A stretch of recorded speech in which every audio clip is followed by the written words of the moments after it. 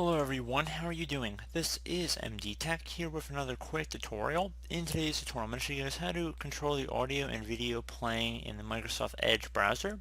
So if you want to prevent this from automatically occurring, I'm going to show you guys how to do it or how to adjust those settings. So you want to first start by opening up the Microsoft Edge web browser. And once it's open here, you want to go up to the top right corner of the browser screen with the three horizontal dots. Where you hover over it says Settings, left click on that. And now you want to left click on the settings option near the bottom of the drop down list. Left click on the advanced section on the left side, and on the right side now underneath media autoplay, control if audio and video play automatically on sites.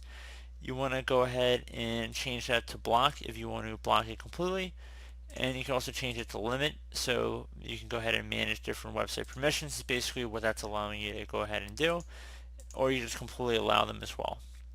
So pretty straightforward process here, guys. Do hope I was able to help you out, and I do look forward to catching you all in the next tutorial. Goodbye.